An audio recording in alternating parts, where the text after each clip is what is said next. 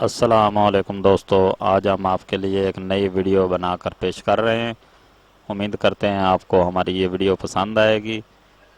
یہ ویڈیو ان لوگوں کے لیے ہے جن لوگوں کا بلڈ پریشر ہائی ہو جاتا ہے یا لو ہو جاتا ہے۔ دونوں افراد کے لیے یہ ویڈیو فائدہ مند ہے۔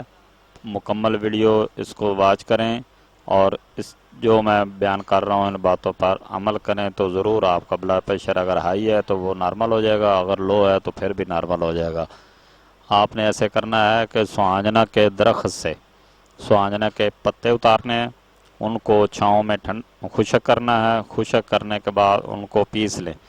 پیسنے کے بعد ان کا سفوف تیار کریں۔ سفوف جب تیار ہو جائے تو آدھا چمچ خالی پیٹ صبح کھانا کھانے سے پہلے یا کھانا کھانے کے درمیان میں کھا لیں یا کھانا کھانے کے بعد بھی کھا لیں تو کوئی مسئلہ نہیں ہے۔ آدھا چمچ صبح پانی کے ساتھ، آدھا چمچ شام کو عصر کی نماز کے بعد کھانا کھانے سے پہلے آپ خالی پیٹ اس کو استعمال کریں گے تو زیادہ فائدہ ہوگا۔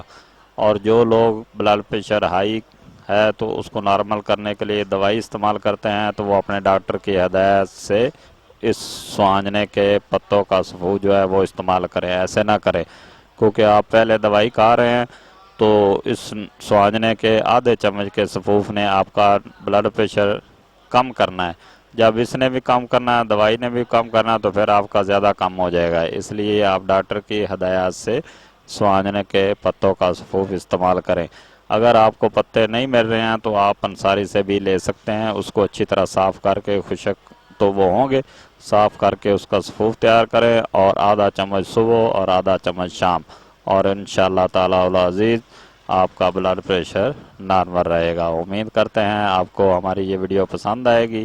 یہ جو ہیں یہ درویشی نسخے ہیں، اللہ تعالیٰ کی طرف سے درویشوں کو عطا کیے ہوئے نسخے ہیں جو ہم آپ کو بتا رہے ہیں۔ اس پہ آپ کا خرچہ کم آئے گا اور فائدہ زیادہ ہوئے گا۔ آپ جتنا زیادہ عرصہ اس کو استعمال کرتے رہیں گے آپ کا معدہ بھی سیٹ رہے گا، بلڈ پریشر بھی سیٹ رہے گا۔ السلام علیکم ورحمۃ اللہ وبرکاتہ۔